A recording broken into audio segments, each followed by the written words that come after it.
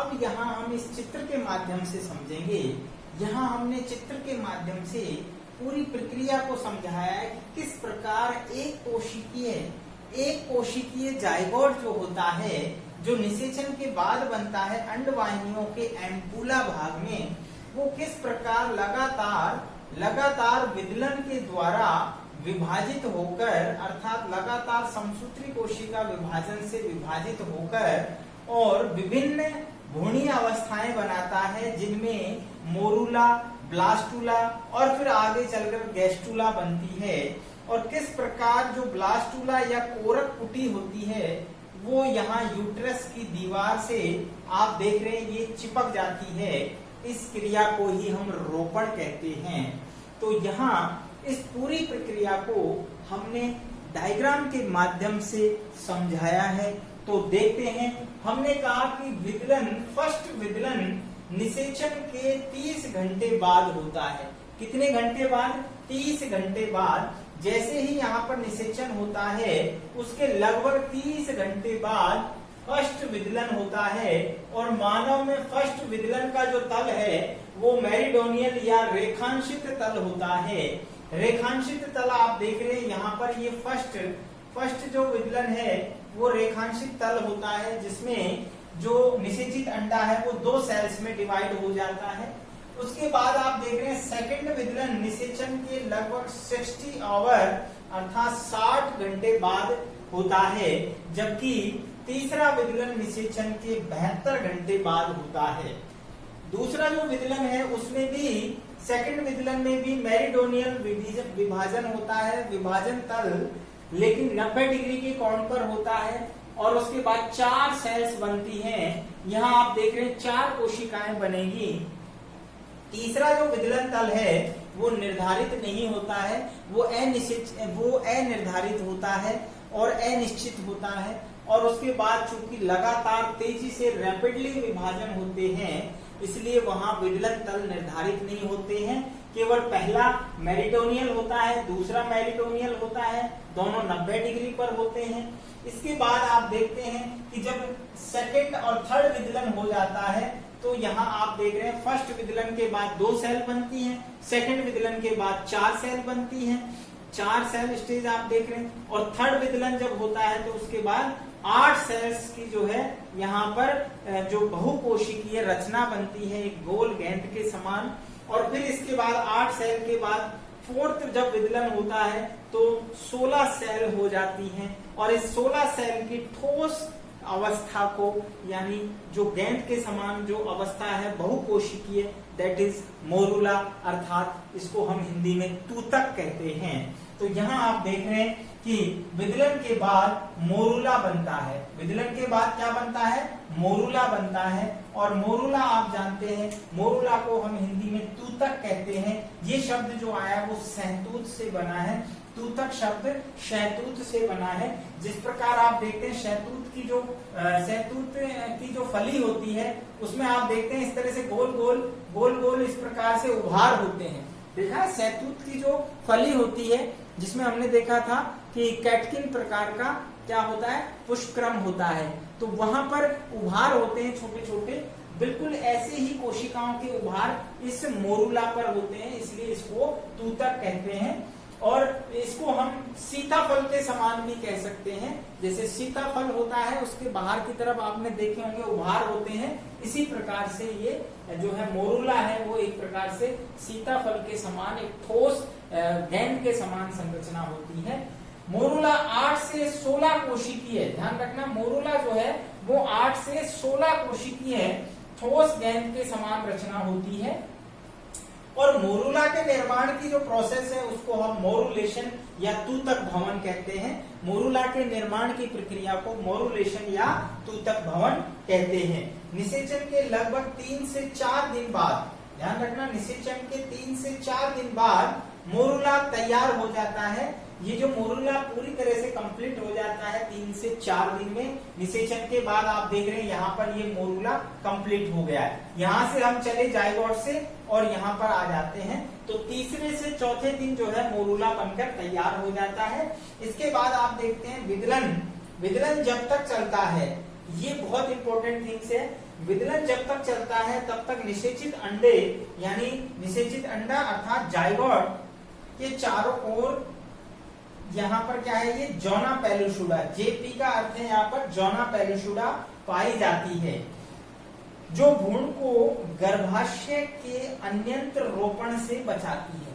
बहुत important point है, ध्यान रखना। विदलन जब तक चलता है, विदलन कहाँ चल रहा है, अंडवाहिनियों में चल रहा है। विदलन जब तक चलता है तब तक निषेचित अंड के चारों ओर जोना पेलुसुडा, आप देख रहे हैं ये बाहर का आवरण जोना पेलुसुडा है, जोना पेलुसुडा। लेकिन यहाँ पर जब कोरक पुटी बनती है, जब ये कोरक पुटी बनती है तो ये जोना पेलुसुडा विलुप्त हो जाता है। अब ऐसा क्यों है कि ये जोना पेलुसुडा यहाँ कोरक पुटी आने के बाद विलुप्त होता है?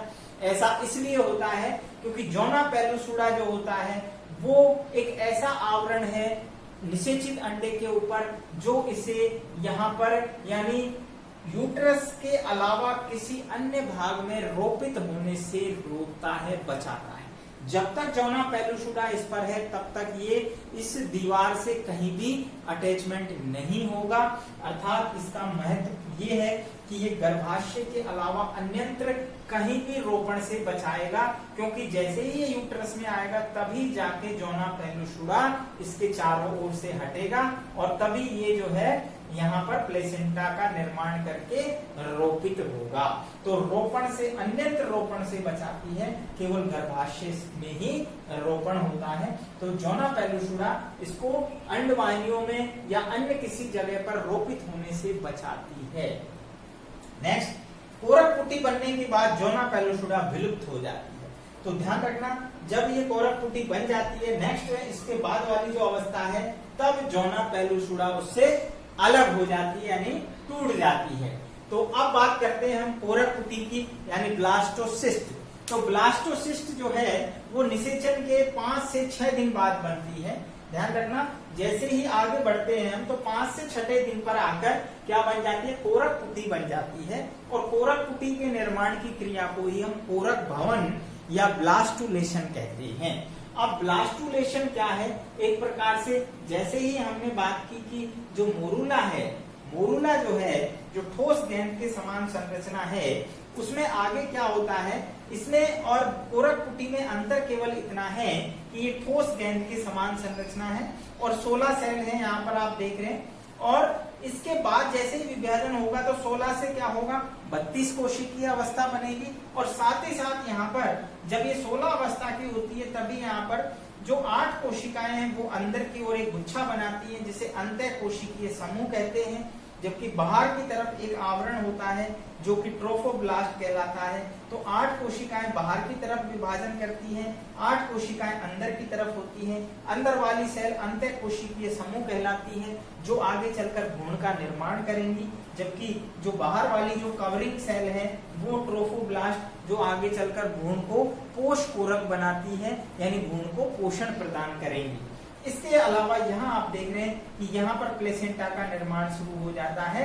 ये एक्टिव पोल है, एक्टिव पोल पर ही यहाँ पर अंतः कोशिकीय समूह होगा, जबकि वेजिटल पोल, काइक पोल पर जो है यहाँ पर कोरक पुटी, ये आप देख रहे हैं इसमें एक गुहा होती है बीच में, इसको कोरक गुहा कहते हैं। और जितने भी ये कोशिकाएं बनती हैं इनको ब्लास्टोमियर्स कहते हैं।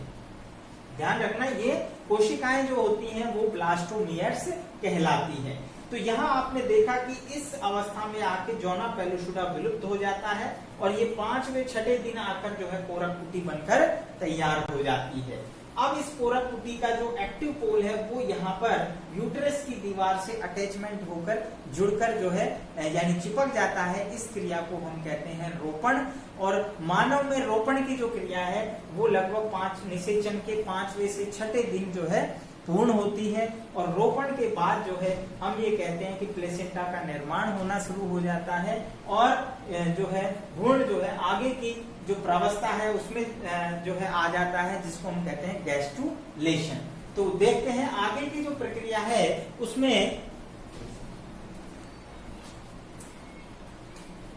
मोरूला के बाद में जो अवस्थाएं होंगी यानी रोपण क्रिया के बाद गैस्ट्रुला अवस्था आती है, जिसमें जो है 3 भ्रूणीय स्तर बनते हैं, एक्टोडर्म, मेसोडर्म और एंडोडर्म। तो उन के बारे में हम नेक्स्ट वीडियो में आपको डिटेल से बताएंगे। तो आज का जो वीडियो था हमारा वो भ्रूणोद्भवन, जिसमें विदलन के द्वारा किस प्रकार जो है विदलन से फर्स्ट सेकंड थर्ड विदलन जब लगातार होता है तो मोरुला और मोरुला से किस प्रकार जो है ब्लास्टुला यानी कोरक कुटी का निर्माण होता है।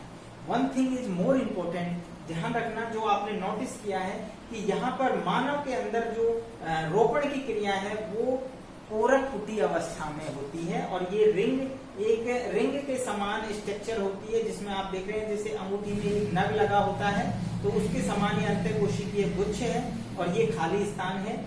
और यहाँ पर एक जरूरी बात आप देख रहे हैं कि हमने कहा लगातार जो विभाजन होते हैं उसमें आकार जो है आयतन है वो यानी विदलन के दौरान बराबर रहता है, यानी उसमें परिवर्तन नहीं आता है। तो आप देख रहे हैं इसका आकार जाइगोट के जैसा ही है।